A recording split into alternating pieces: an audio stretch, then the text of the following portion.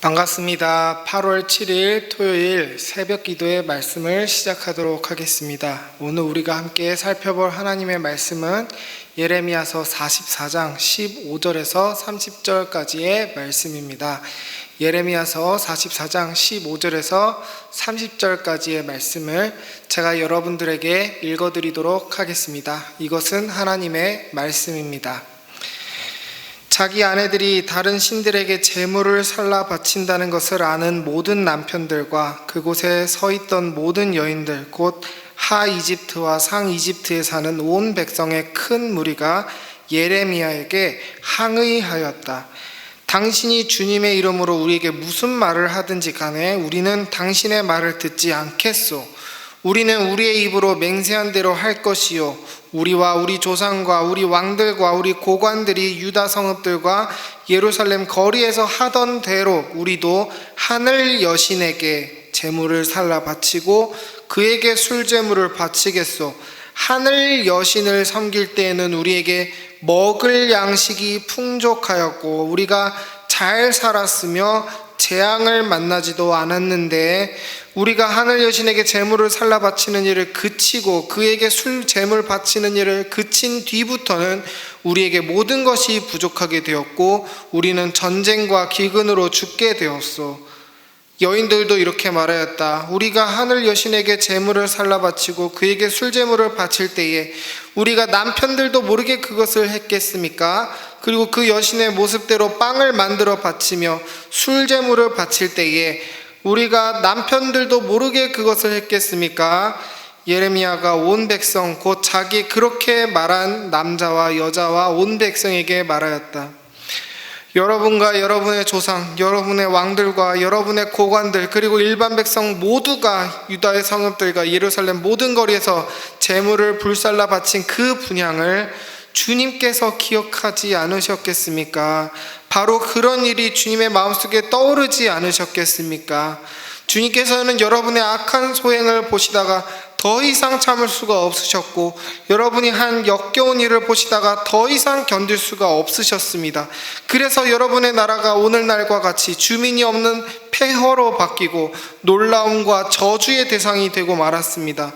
여러분이 다른 신들에게 제물을 살라 바쳐서 주님께 죄를 짓고 주님께 순종하지 않고 주님의 율법과 율례와 규정대로 살지 않았기 때문에 오늘날과 같이 여러분에게 이런 재앙이 닥쳐온 것입니다.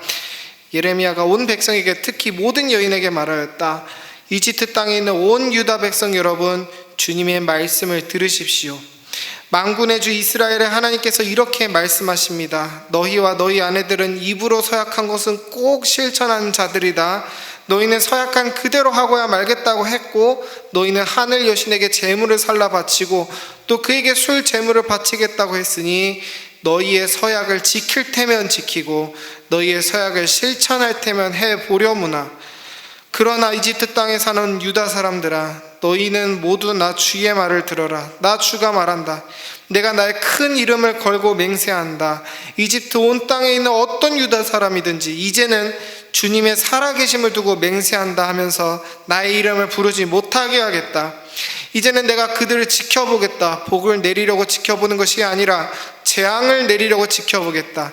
그래서 이집트 땅에 있는 모든 유다 사람이 멸종될 때까지 전쟁과 기근으로 그들을 죽이겠다. 전쟁을 피하여 이집트 땅을 벗어나 유다 땅으로 돌아갈 사람의 수는 매우 적을 것이다. 이집트 땅에 머물려고 내려간 유다에 살아남은 모든 사람이 나의 말과 저희들의 말 가운데서 누구의 말대로 되었는가를 알게 될 것이다. 나 주가 하는 말이다. 내가 이곳에서 너희를 벌하고 너희에게 재앙을 내리겠다고 한 약속이 반드시 이루어진다는 것을 증명하는 표징은 이것이다. 나 주가 말한다. 내가 유다 왕 시드기야를 그의 목숨을 노리고 있던 그의 원수인 바빌로니아 왕 느부갓네살의 손에 넘겨주었던 것과 같이 이집트 왕 바로 호브라를 그의 목숨을 노리고 있는 그의 원수들의 손에 넘겨주겠다. 아멘. 여러분은 지옥이 어떨 것 같다고 생각하십니까? 우리가 흔히 지옥이라고 하면은 불구덩이를 먼저 떠올리죠. 그런데 지옥이라는 것의 핵심은 불구덩이가 아닙니다. 지옥의 핵심은 하나님과의 영원한 단절입니다. 더 이상 회개할 기회도 없고 영원히 하나님과 화해할 수 없는 관계의 종지부가 바로 지옥의 핵심입니다. 그럼 이 핵심만 유지하고 지옥의 이미지를 한번 바꿔서 상상해 보면 어떨까요? 예를 들어 지옥에 갔더니 불구덩이도 없고 오히려 선선한 바람이 불고 이 생에서 먹었던 맛있는 음식들도 먹을 수 있고 예전에 만났던 친구들도 지옥에서 재밌게 만나서 놀 수 있는 겁니다. 이렇게 지옥이 육체적으로 살만한 곳이라고 한번 상상해 봅시다. 다만 더 이상 지옥에서 예배할 수가 없을 뿐인 것입니다. 하나님께 기도할 수 없는 것일 뿐입니다. 다른 것은 이 생과 똑같다는 것입니다. 하나님과 이제 더 이상 교제할 수 없다는 그런 지옥의 핵심만 남아있고 그 외의 것은 이 생이랑 별반 다를 게 없다면 많은 사람들이 오히려 지옥을 선택할지도 모르겠습니다. 그냥 육체적으로 느끼기에 살만하기만 하면 그냥 지옥에서 사는 것도 괜찮다라고 생각하는 거죠. 그런 지옥이라면 괜찮다라고 생각하는 그 마음의 중심에는 어떤 마음이 있는 것입니까? 애초에 하나님과의 관계 따위는 별로 중요했던 적조차 없다는 것을 의미하는 것입니다. 애초에 지옥에 가기 싫은 이유는 하나님과의 관계가 단절이 되어서가 아니라 불구덩이가 너무 무서워서 육체적으로 괴로울 것 같아서 그 이유밖에 없다는 것입니다. 하나님을 못 만나는 게 무서운 게 아니라 불구덩이가 무서운 것이죠. 오늘 본문 속 이스라엘 백성들이 가진 마음의 중심이 딱 이렇습니다. 그들에게 지옥 같은 것이란 하나님과의 관계의 단절이 아니라 먹지 못하는 것, 삶이 불편해지는 것 뿐이었습니다. 오늘 말씀 16절에서 19절까지의 말씀에서 이스라엘 백성들은 이렇게 말합니다. 하늘 여신을 섬길 때에 우리에게 먹을 양식이 풍족하였고 우리가 잘 살았으며 재앙을 만나지도 않았습니다. 여러분, 이게 무슨 말입니까? 나를 풍족하게만 한다면 그것이 하나님이든 하늘 여신이든 상관없다라는 것입니다. 이 말을 통해 우리는 이 사람들이 예레미야서 42장에서 했던 말들이 다 거짓말이었다라는 것을 알 수 있습니다. 오늘 말씀 44장 16절은 42장 5절과 극명하게 대비됩니다. 44장 16절에서 백성들은 이렇게 말합니다. 당신이, 그러니까 예레미야가 주님의 이름으로 우리에게 무슨 말을 하든지 간에 우리는 당신의 말을 듣지 않겠소. 그런데 이 백성들이 그전에는 이렇게 말했습니다. 42장 5절입니다. 그들이 예레미야에게 이르되 우리가 당신의 하나님 여호와께서 당신을 보내사 우리에게 이르시는 모든 말씀대로 행하리이다. 여호와께서는 우리 가운데 진실하고 성실한 증인이 되시옵소서. 더 나아가 6절에서 우리가 당신을 우리의 하나님 여호와께 보내면 그의 목소리가 우리에게 좋든지 좋지 않든지를 막론하고 순종하려 함이라. 우리가 우리 하나님 여호와의 목소리를 순종하면 우리에게 복이 있으리라. 여러분, 어떤 기분이 드십니까? 제가 좀 거친 말을 쓰려고 해서 죄송합니다만 지금 이 이스라엘의 모습 정말 역겹지 않습니까? 사실은 하나님한테는 아무런 마음도 없었으면서 마치 하나님과의 관계를 엄청 신경 쓰는 척, 경건해 보이는 척 여호와 여호와 거리고 말이죠. 마치 하나님의 신실한 백성인 척 뭐든지 복종하겠다고, 그것이 나에게 좋든지 않든 간에 순종하겠다고 말하면서 온갖 위선을 떨었던 것입니다. 그때 위선을 떨었을 때 예레미야가 백성들에게 이렇게 말했습니다. 그래, 뭐든지 다 순종하겠다고? 그럼 이집트로 가지 마라. 너희들에게 주시는 하나님의 심판을 달게 받아라. 바벨론에게 순순히 항복하고 포로 생활을 해라.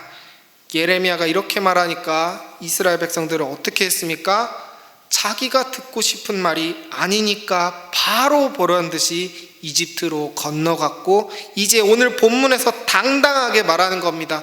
우린 하늘 여신을 섬기겠다. 그분을 섬길 때 우리가 잘 살았다 라고 말이죠. 이런 백성들에 대해 예레미야가 해주는 말은 한결같습니다.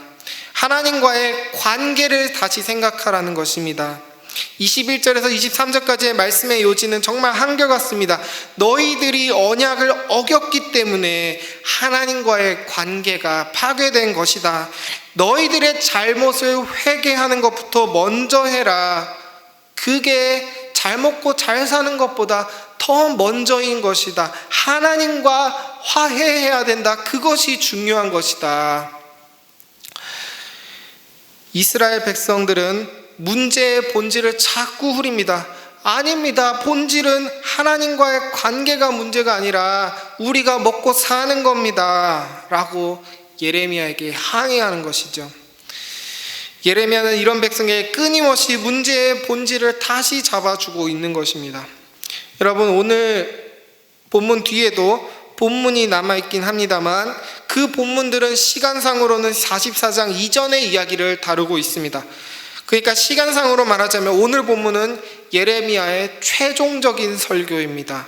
이렇게 마지막까지 예레미야는 하나님과의 관계를 회복하라는 말을 이스라엘에게 전하는 겁니다. 그리고 이 말은 신약 시대까지 이어집니다.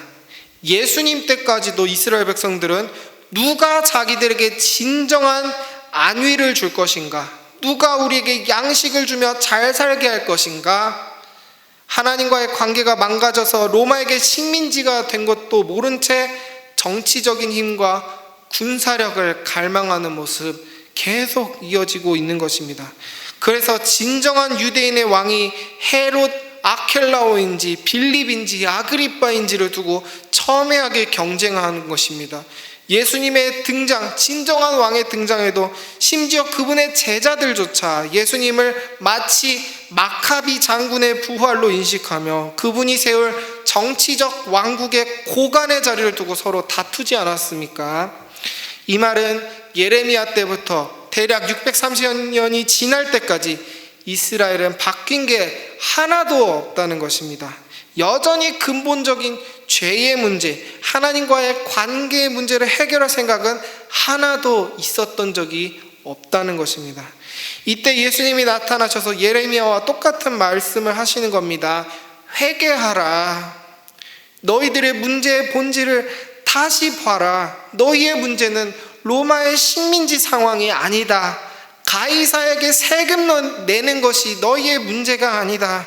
너희의 문제는 하나님 앞에서 지은 너희들의 죄이다.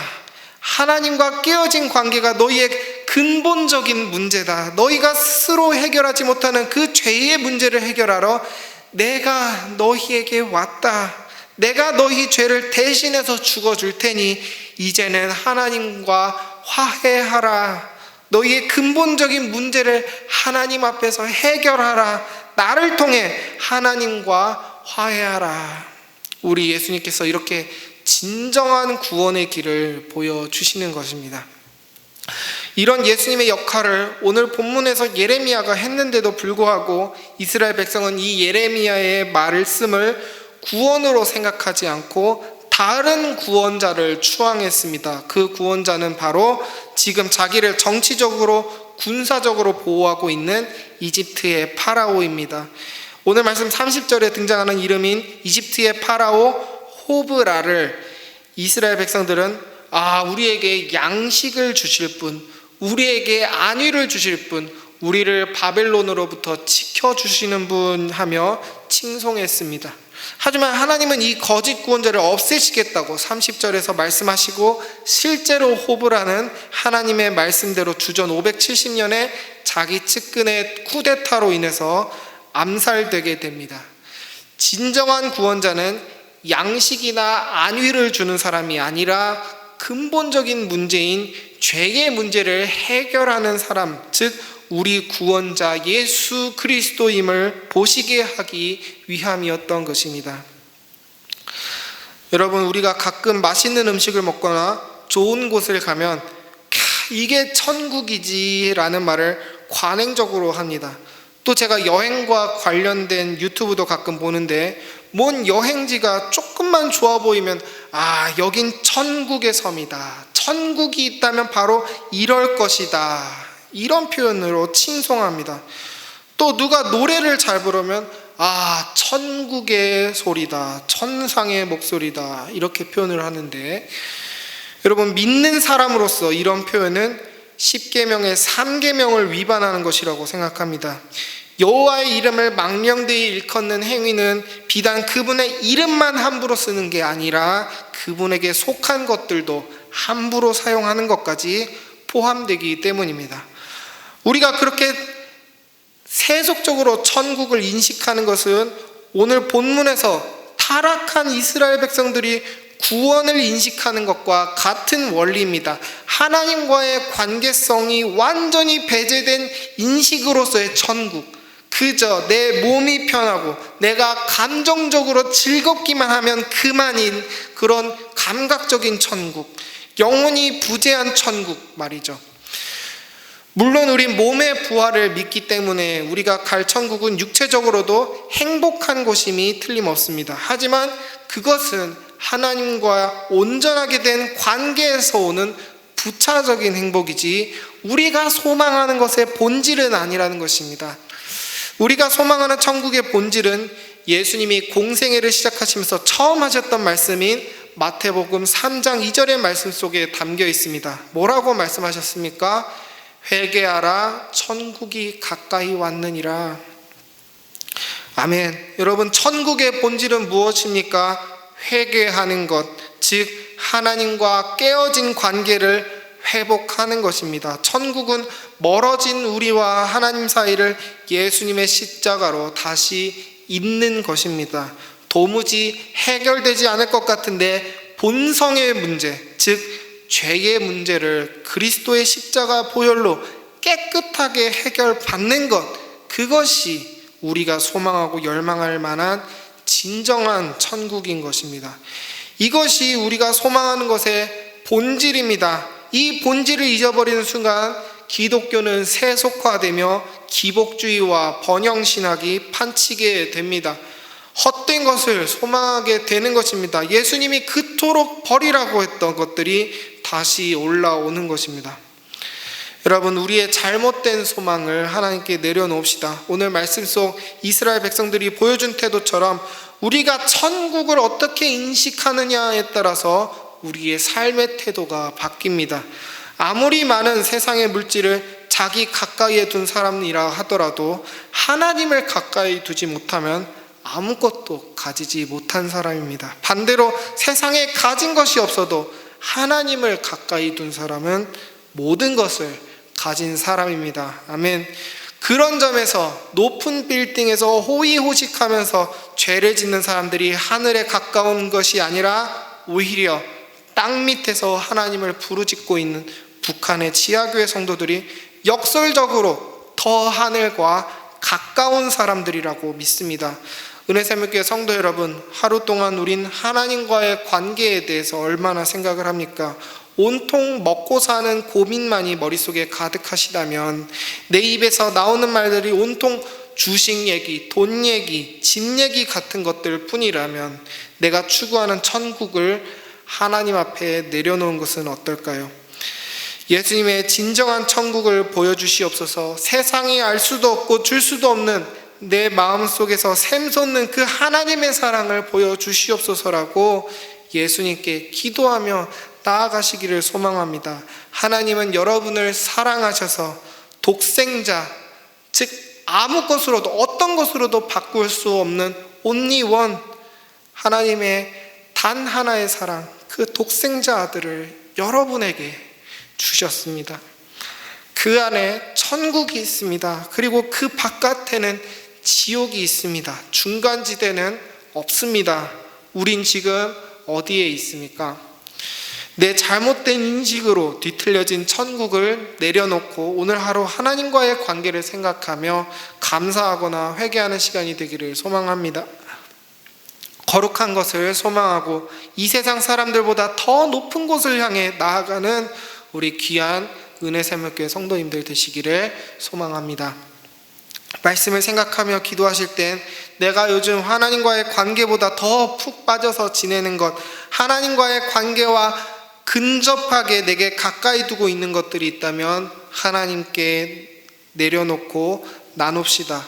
그리고 모든 것을 하나님과의 온전한 관계 안에서 즐거워하고 누리게 해달라고 하나님께 구하며 기도합시다. 그리고 주일 예배를 위해서 기도합시다. 매주 예배는 천국을 맛보는 시간입니다. 우리 목사님의 말씀을 통해 하나님의 음성을 우리가 듣게 되고 천국의 기쁨을 회복하는 시간이 되게 해달라고 예배의 은혜를 위해서 함께 기도했으면 좋겠습니다. 그럼 이 기도 제목들로 기도하시고 각자의 기도 제목으로 기도하신 후에 세상으로 나아가셔서 그 안에서 천국을 맛보시는 여러분들이 되기를 소망합니다. 기도합시다.